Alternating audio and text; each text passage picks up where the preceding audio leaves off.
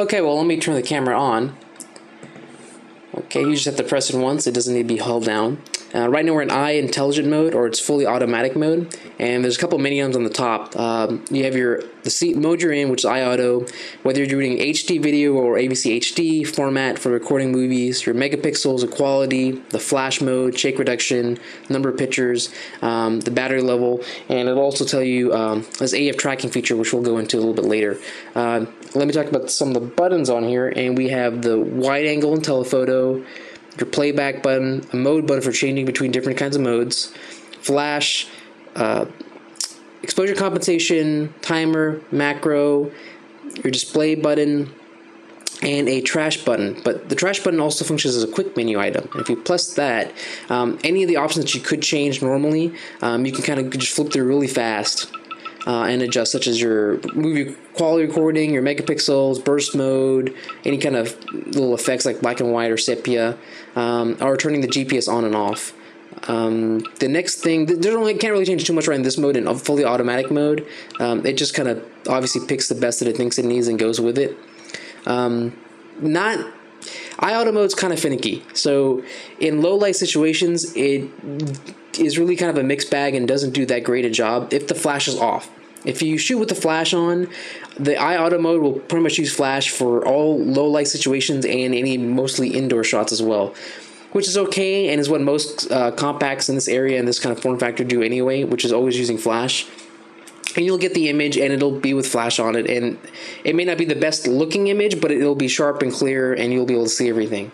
I try to not use flash in certain cases where I'd like to get a better quality, more natural look, and the camera actually does that very well too if you go into the normal mode or similar to a program mode in other cameras and adjust the settings manually a little bit, and you can get really nice photos from there.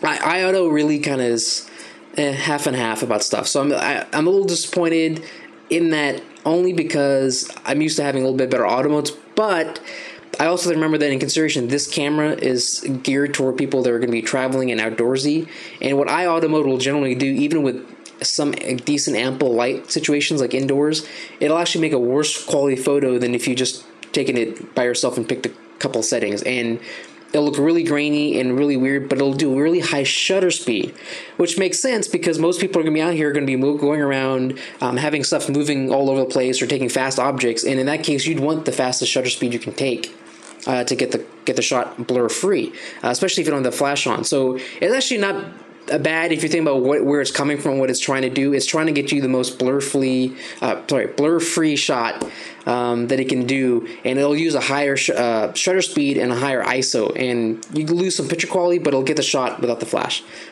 If you do know how to adjust the settings in normal mode, you'll actually get a lot better photos, and I recommend shooting between ISO 100 to 400.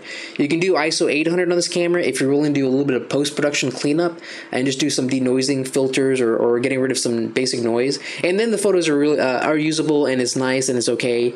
But just straight out of the camera without having to do anything else, ISO 100 to 400 is a pretty good bet. 800 I'll definitely use if I need to, if I have to, and you can get decent shots, just needs a little adjustment, but that's about where I'd stay. 1600 starts getting really grainy, and you start losing a lot of quality, and then there's a high sensitivity mode on one of the modes in here, and it really is not good.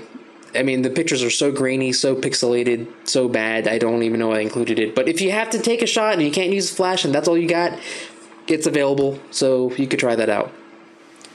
While we're talking about image quality and some of the features on this, if I go back to the menu and I go look at our intelligent auto mode, I told you this was kind of a mixed bag. So normally we always want to go into normal picture mode, and here there's kind of a couple of tricks that you can do to get a lot better photo stuff. If you just leave it like this as it is, and I'm going to go ahead and change one setting, so pretend you don't see me changing a setting.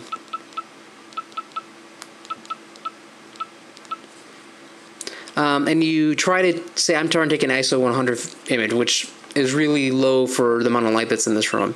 And you notice that on the little bottom corner, it's saying 1/4 of a shutter speed.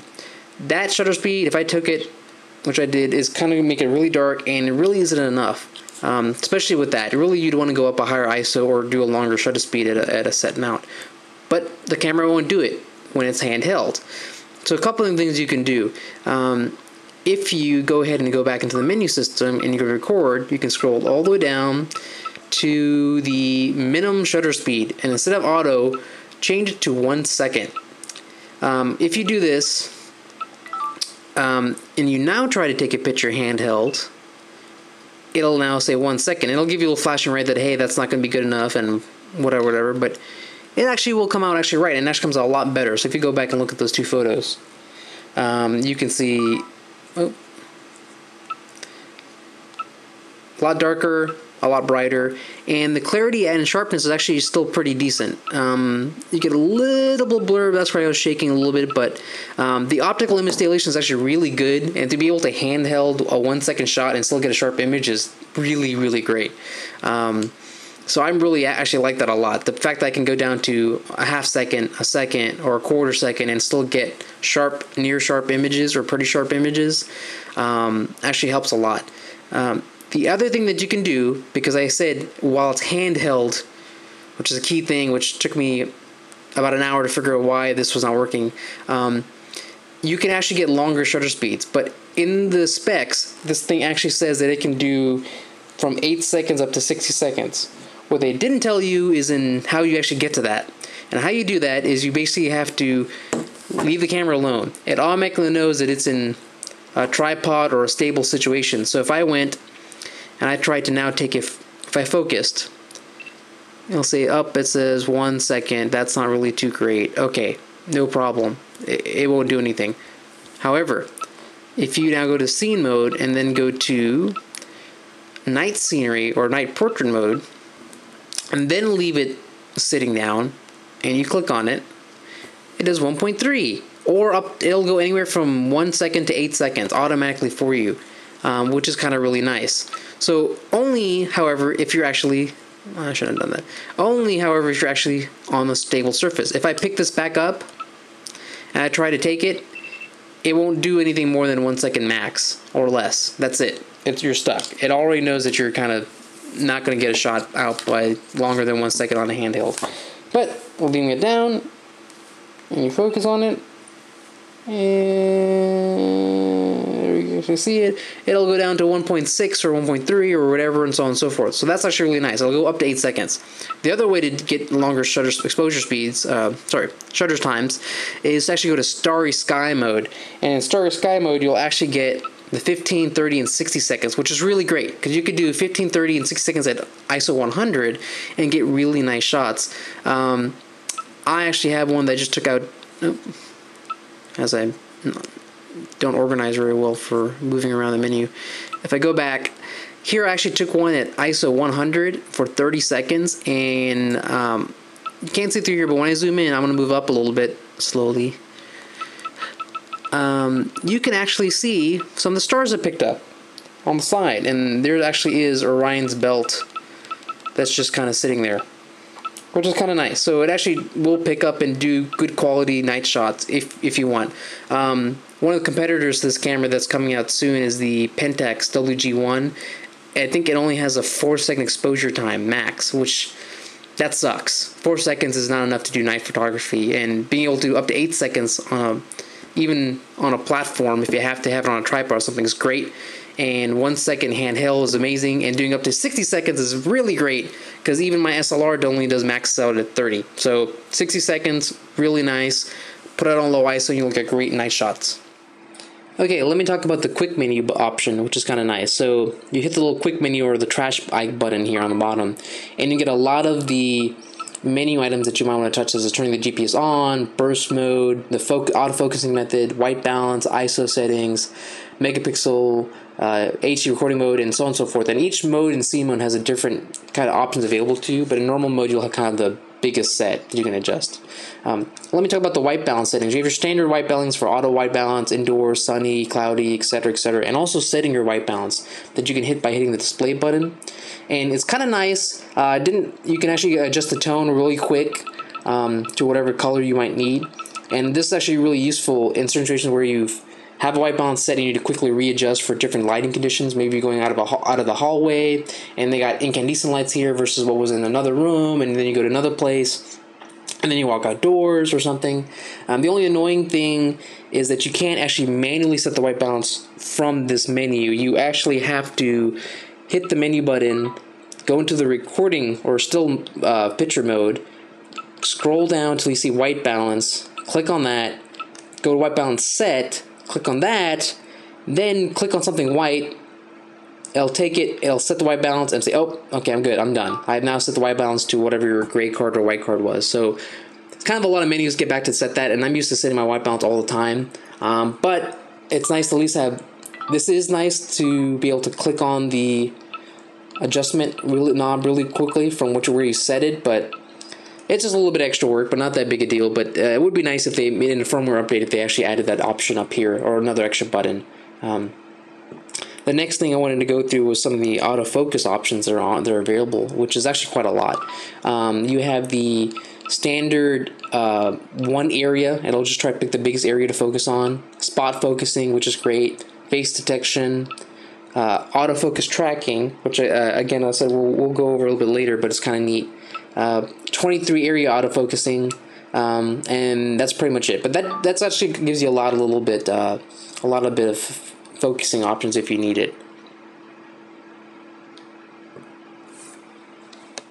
Okay, now I'm going to talk about the one extra feature for night shots that's actually really nice also, and this is something that a lot of astrophotographers will do, what they call stacking, which is really great that a new handheld kind of camera has this feature. And I haven't seen anything else. Maybe there is on something else, but this is the first one I've seen that actually does this. But if you go to scene mode, and there's another mode called handheld night shot. In a handheld night shot, that's up here, you actually get to stack images at certain sizes. You can pick your aspect ratio, and I'll always pick the max because you might as well. You can always crop it later. You can now point at a set of images, and it will burst fire X amount of shots. And it will actually go ahead and stack these images on top of each other to help reduce noise. Any kind of noise or that may have come in from night shots, it will actually clear it out. And it actually does a really good job. You do get only a 3 megapixel picture from that, but you get a very, very, very, very sharp. Well, I'd say very sharp and very clear photo from what you would have had you not done it. The alternative way to get this without stacking is usually if you can get away with stacking at 3 megapixel resolution, it usually ends up taking it at ISO 800. If you can get it to take it at ISO 400, you'd get about a 12 megapixel picture that's at the same level of quality, which is also really kind of nice. So sometimes you may not be able to do that, sometimes you will, but actually the feature actually works really well. So it's actually kind of nice to have. Also another really nice feature that's I haven't seen on many other cameras. Now I'd like to talk about some of the macro mode that I was also kind of impressed with this camera with. A lot of cameras have digital macro mode, so it's not anything new or special, but I did like it, and I thought it did a good job of just getting a good shot from the digital macro, because a lot of times the digital macro is a little blurry or it's a little not as sharp, but you get a shot, so it's okay. So I'm going to go back to normal mode, and I'm going to hit the bottom button to go into macro, and I'm going to zoom up to macro zoom. There's a regular macro mode, which is great, and then macro zoom is one we're going to talk about. And normally if you took a macro mode, you'd kind of be focusing on something, and you know what, it took a shot, whatever. But it'd be great if you could actually zoom in closer. So what I'm going to actually do is put something here, a little screw or something. Put a little screw, and that's as close as I want to get normally. But if I use the new zoom button up top, I'm going to press the zoom, and I'm going to zoom all the way in. And you probably can't see this anymore, but I'm going to try to get that in there. And I'm going to focus in.